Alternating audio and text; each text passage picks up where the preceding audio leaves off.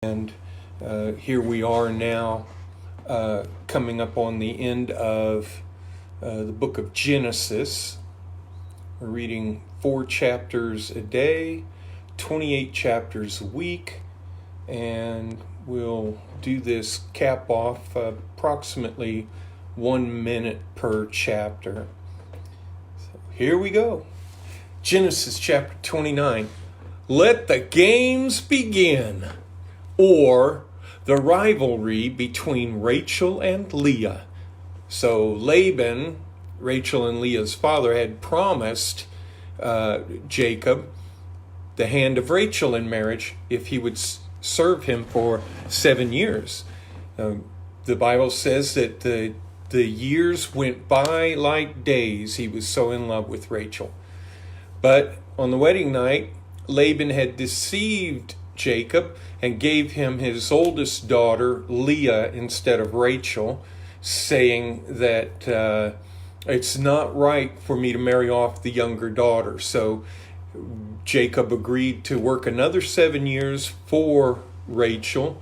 And during this time, there was a great amount of rivalry between Rachel and Leah. And we learned through this chapter that warfare is not designated to men alone. All right, moving on. Don't want to get into any more trouble. Chapter 30, Rachel finally gives birth to a boy named Joseph. Joseph is a special character in the Bible who is somewhat a reflection of Jesus Christ. And so Joseph has the dream, and in chapter 31, I was jumping ahead there. We're not to the part where Joseph has the dream yet. Genesis chapter 31, God gives Jacob the increase of Laban's livestock. So Laban had conspired, had deceived, and gotten 14 years out of Jacob, and now he's made a deal with Jacob that just continue to work for me, and your wages can be what you have suggested. And Jacob told Laban, "You give me the brown and spotted and striped goats and sheep, and those will be my wages." And Jacob knew how to cause certain animals to do their thing, to have their offspring at certain seasons, and he purposefully set the striped rods in front of the water so that the speckled and the striped animals would have their offspring, and it increased Jacob became a very rich man in those 6 years. In chapter 31, we learn that Laban is upset with Jacob. Jacob takes his wives, his children, and all of his herds, and he heads for Canaan land, heads back home, and Laban runs to catch up with him and says, "What is this? You're stealing my livestock, you're stealing my children, you didn't even let me kiss my daughters goodbye." And so Jacob had to convince Laban that this was the right thing to do, and it's understandable. He wanted to get back to the land of his father and be able to be with family before his dad passed away. So on the journey, heavy on Jacob's mind is the fact that before he left the land of his father, Esau had threatened to kill Jacob, and so this was heavy on Jacob's mind coming back, and he divided his resources and his servants and his family into groups so that not everybody would be killed if Esau was still out for blood. And along the way, of course, this is heavy on his mind, and Jacob sends one troop ahead, and I think the last troop sends them ahead, and he waits behind by the river and ends up wrestling with an angel. And Jacob wrestles this angel for a blessing. The sun is coming up, and the angel says, "Hey, I got to go. You got to let me go." And Jacob says, "I'm not going to let you go until you bless me." And the angel blessed Jacob at that point with this statement, "You will no longer be known as Jacob, but Israel, because you have power with God." And so in that blessing, there was a dynamic change in perception, of attitude, of the core realization of his walk with God Almighty. And there was a lot of pressure on his life. He had just left the homeland of his wives, and he's on his way to the homeland of his father, and he's got the threat of this angry brother ahead of him. And he wrestles with the angel, wrestles with God for a blessing. And pretty interesting thought there. So Genesis 33. After surviving Esau, Jacob settles in Shalem and builds an altar, Elohi Israel. I know I just butchered the pronunciation of that, but it's got a unique definition. It stands for the God of Israel. So El must be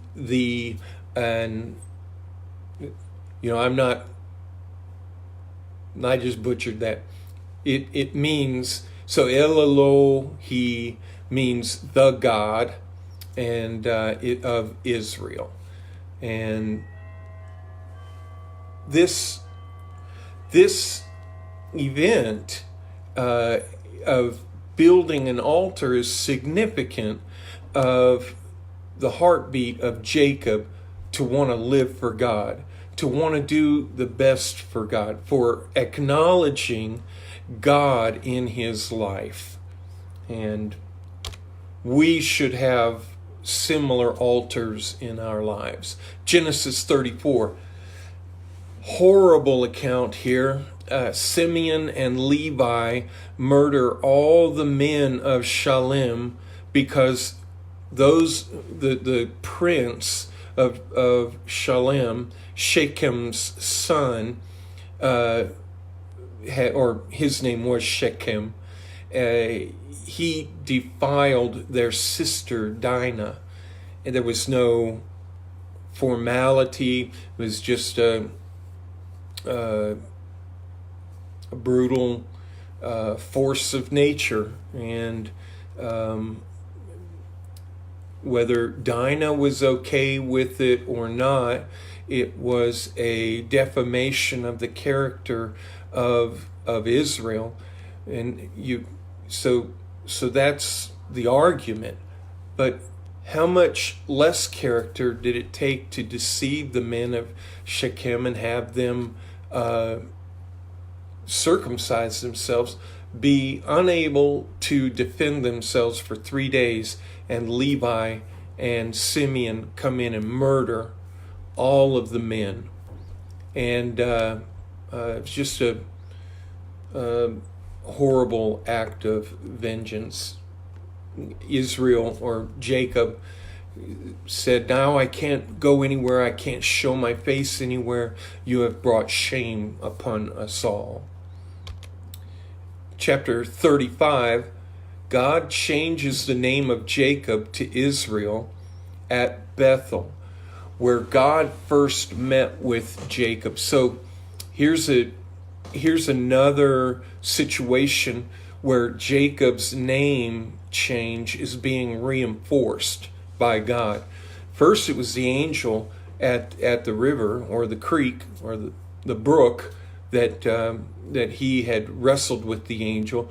Now, here, God spoke in chapter 35. God speaks to Jacob and says, "I want you to go back to Bethel, and I want you to I want you to build an altar there at Bethel."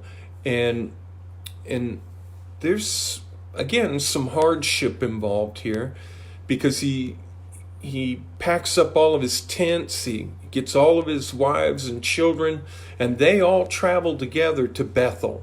And there he builds an altar, and he is met with by God in a very significant way. And God tells him, "Your name will no longer be called Jacob. It is Israel." And Israel means power with God. And so Bethel is where Jacob had put the stones together, made a pillow of stones, and slept. And the famous reference of Jacob's ladder is in Bethel, where he was in the house of God and he knew it not. But the ladder had angels ascending and descending from heaven, ministering. This is a very powerful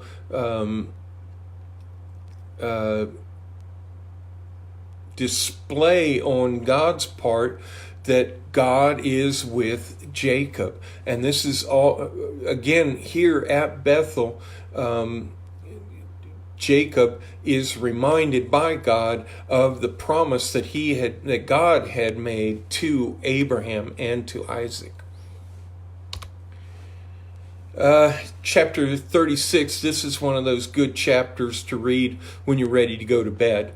A lot of names. And I found it interesting that the sons of Esau were regarded as dukes. And so there's a lot of dukes in chapter 36. It's the chapter of dukes. Genesis chapter 37. "Behold, this dreamer cometh." So here's the area where we read about the dream, where Joseph, who was well favored by mom and dad. Of course, his mom died when Benjamin was born, but his father loved him over all of his brothers, and had a coat of many colors made for him. And in this statement, can you imagine the jealousy or the envy of the brothers? "Well, I've been slaving years before he was even born, working for you, Paul. What's the deal with the coat of many colors? Why didn't you ever give me a coat of many colors? And I'm more valuable to you than that punk Joseph." And so, they're out taking care of the flocks and taking them where there's good grazing and still waters, and doing the shepherd thing and making sure that the flocks and the herds were healthy. They're doing a good job. This makes Jacob a very wealthy man. Of course, his children are going to inherit all this. And his father was anxious. Jacob was anxious to know how the brothers were doing with the flocks, and how was everything going all right. And so he says to Joseph, sends Joseph out there. You go find out how they're doing and bring word back to me. Gave him victuals to give to his brothers, but far off, they could tell it was their brother coming, probably because he had the coat of many colors on. Another reminder, as well as the dream. And he tells the dream to them, the sheaves, 11 sheaves of wheat bow down before him. Well, that's his 11 brothers. And they recognized the dream and said, "What? We'll never bow down to you." And then the next day, he has another dream, and the 11 stars and the sun and the moon bow down before him. And Jacob says, "What? Am I going to bow down to you?" So it kind of runs in the family, the pride issue. I'll never bow down to you. Well, they had no choice in the matter when it all comes down to it. We'll see that in a couple of chapters. But they tagged him as a dreamer. These are the words they said, "Behold, this dreamer cometh." And they conspired to kill, but Reuben protected his life, and they ended up selling him into slavery. Chapter 38.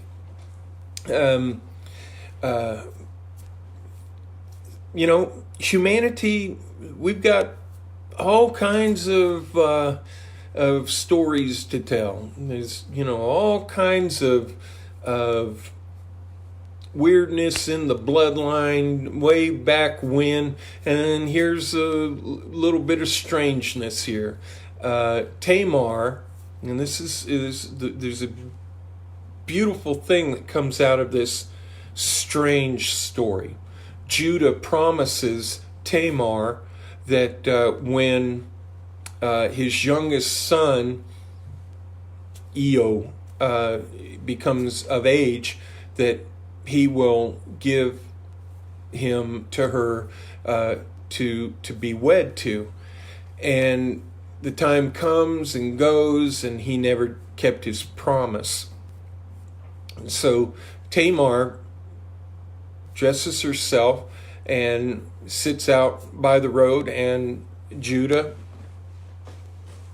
has a child by her. In the process, she said, "What kind of payment will you give me?" And he said something about a sheep or something. Well, what kind of what will you give me to hold until you bring me that sheep? And so his cloak and another item were given to her, and she disappeared. He had come to make payment, but she had disappeared, and she had a child by Judah.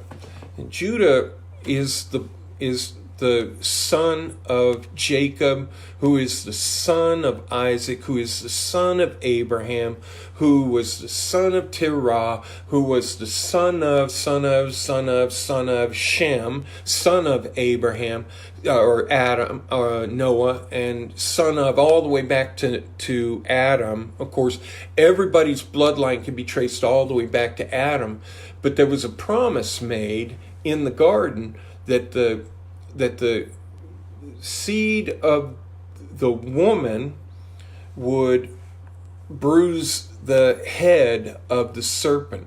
And so this bloodline was established, and that's what all the lineage, all that reading that's good to do about 9 o'clock at night when you're ready to go to bed. Yeah, that's the chapters you want to be reading when you're ready to go to bed, because they'll put you to sleep.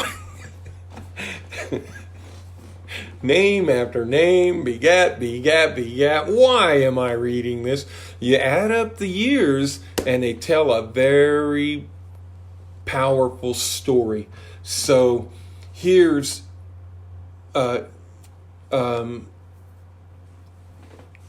Judah, and his bloodline has to continue. With two of his sons, they stopped the bloodline. And then the third son was nowhere to be found, and Judah, by call it an act of God, Judah continues the bloodline through Tamar. If it hadn't have been for that, there'd been no David. And so kind of a unique story there about the continuation of a promise. Genesis 39, Joseph, Potiphar, and the jailer. So we read about Joseph making it to Egypt and being sold into the house of Potiphar, and how that God was with Joseph. Anything Joseph touched, it was blessed.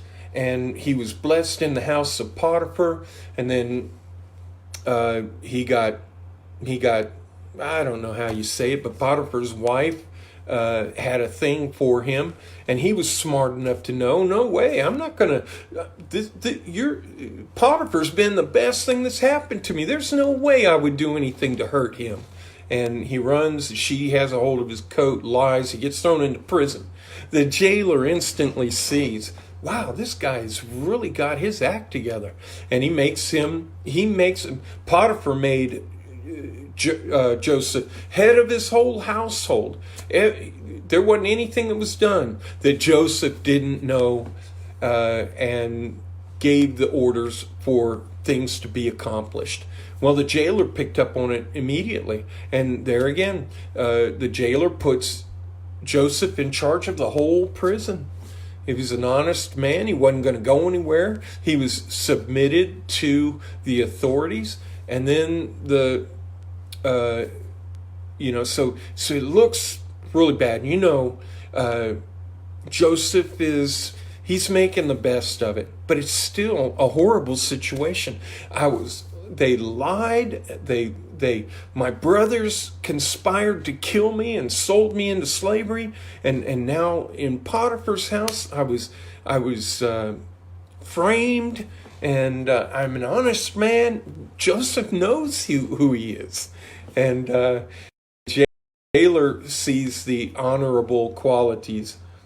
So in Genesis chapter 40, I was wondering what would happen if somebody tried to call me while I was doing this. Sorry about that. So Joseph, the butler and the baker, chapter 40 of Genesis.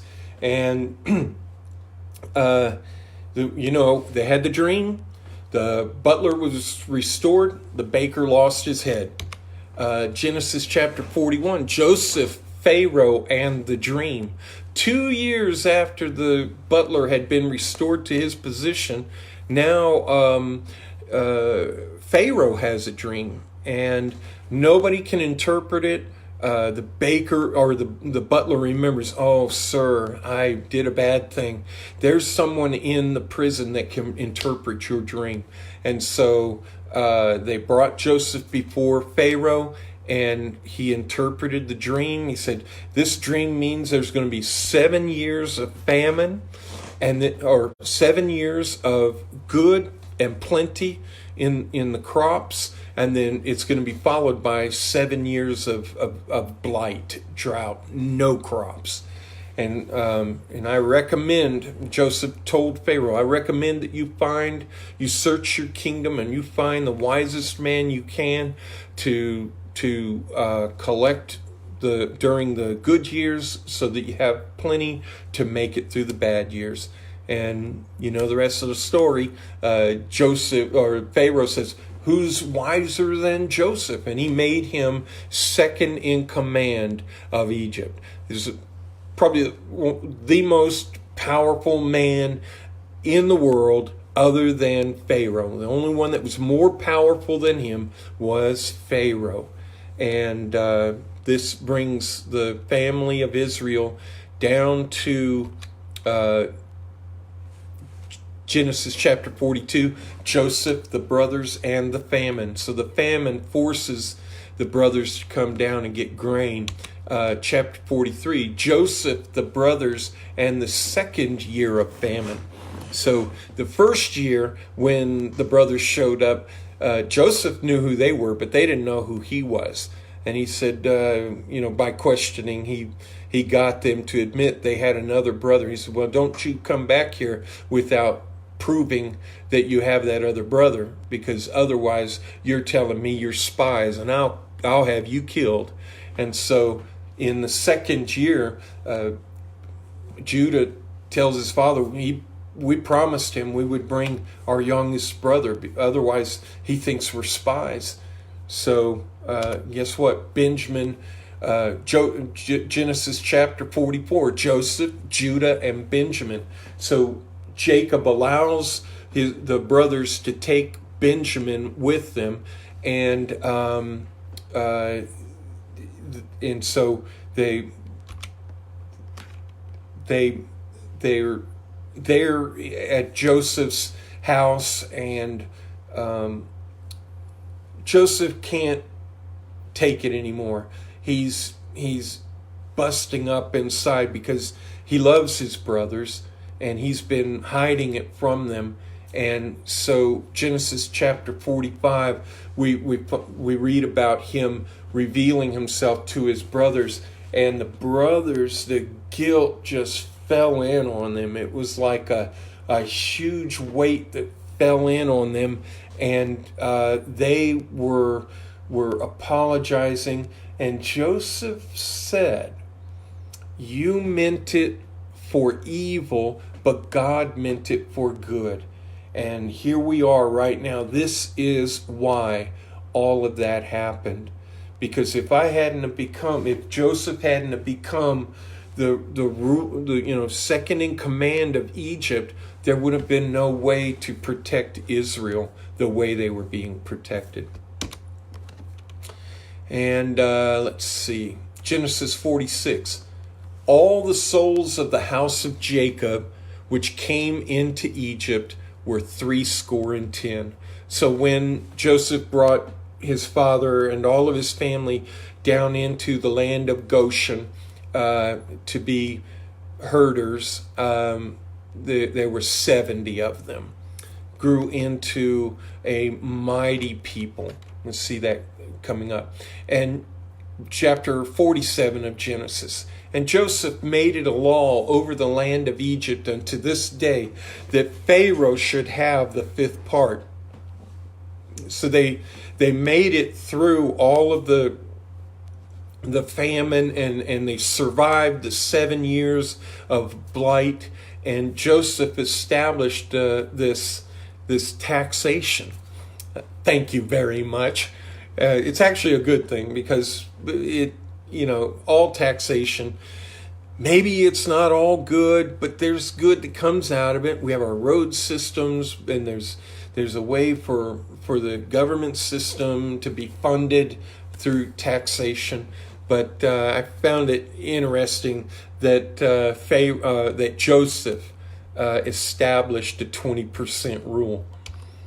Genesis 48, and Israel said unto Joseph, Behold, I die, but God shall be with you, and bring you again unto the land of your fathers. So before his death, Jacob/Israel is telling his sons, God is going to be with you, and he's going to bring you to the promised land.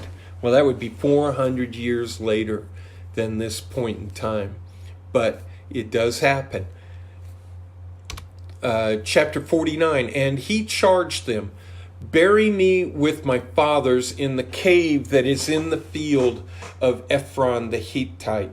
This is Joseph telling all of his Ephraim and Manasseh and his brothers, and they're all of the important people around Joseph. He's telling them, Bury me with my fathers in the cave that is in the field of Ephron the Hittite. I'm sorry. That was Jacob telling his children to bury him. And there was this huge procession that went all the way back up to Canaan land to bury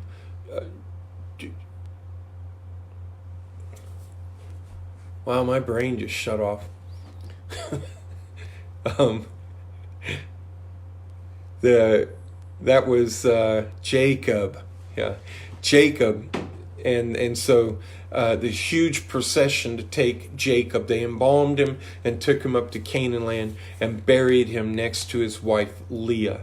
Rachel had died on the journey, so she obviously had been buried in another land in between Padan Aram and Shalem. Now, Genesis chapter 50, and Joseph took an oath of the children of Israel, saying, God will surely visit you, and ye shall carry up my bones from hence. So Joseph died, being 110 years old, and they embalmed him, and he was put in a coffin in Egypt. Now, 400 years later, they do carry Joseph's bones with them to the promised land. Exodus chapter 1. God makes houses for the midwives. I mean, this starts off right off the bat, a diabolical era. This Pharaoh did not know Joseph, rightfully so. I mean, we're 400 years later, and all he sees is this huge number of people, 3 to 6 million strong, just consuming the land of Goshen, and knowing that, man, if we don't do something to bind their will, they could rise up and overtake us. If we're in battle, they could join forces with our enemy and demolish us. So this system was incorporated. And here in this chapter 1, Pharaoh's already decided to start killing off the male children. And he tells the midwives to kill them. And they wouldn't have anything to do with it. And because they respected life, because they respected the heritage of the Jewish families, God, the word says, God made houses for the midwives. I think that's a beautiful thought. Exodus 2, and she called his name Moses, and she said, because I drew him out of the water.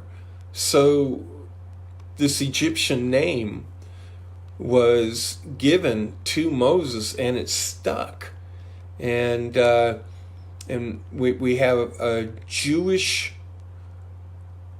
prophet,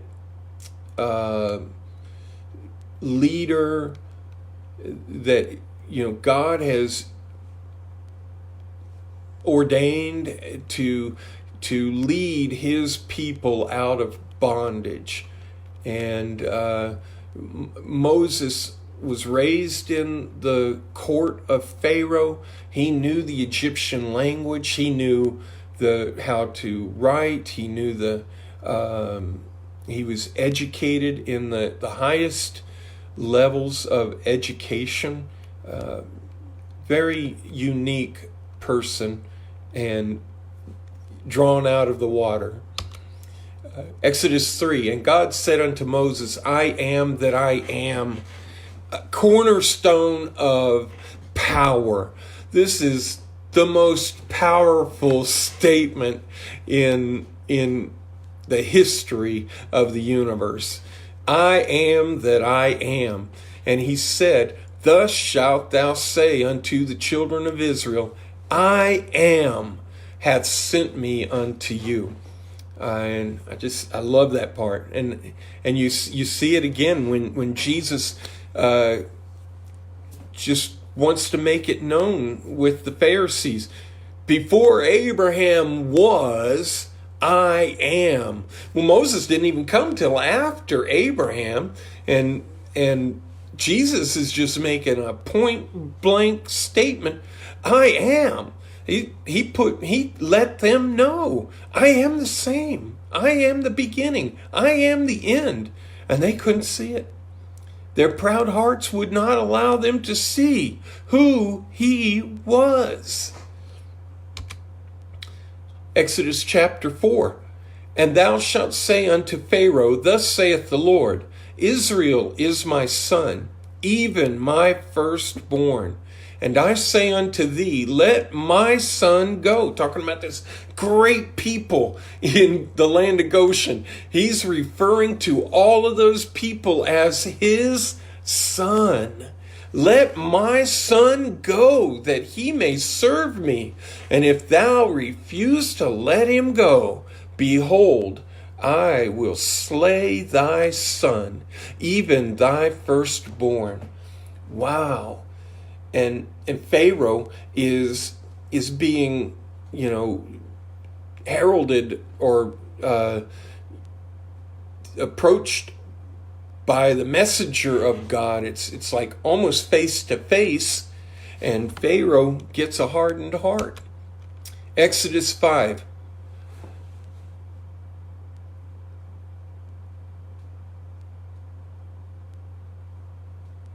Well, I'm not sure what I meant by what I wrote here. Oh yeah, we'll take this. Ye shall not minish aught from your bricks of your daily task. I was probably, thinking about how when Moses first comes in, they're all, hey, all right, finally God has heard our cry. We're going to be delivered. And immediately Pharaoh says, okay, you got time on your hands? Well, let's see how you can handle this. And he takes away the straw and says, and you will not minish aught from your bricks of your daily task.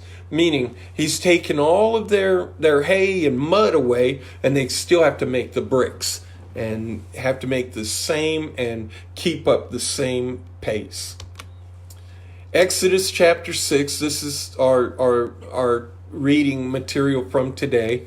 Then the Lord said unto Moses, now shalt thou see what I will do to Pharaoh. There was some serious hardship between the, oh yeah, we're going to be delivered, and the hardship got poured on.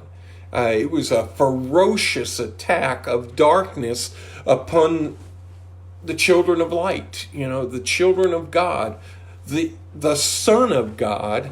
By God's word, Israel was his son. And now the Lord says unto Moses, now shalt thou see what I will do to Pharaoh. So he begins to pour it on. This is when the chapter where Moses goes in before Pharaoh. And very exciting stuff. If you have any thoughts, anything you'd like to add or send a note, comment, and if you like the format, let me know. And thank you for joining in. God bless you. Bye.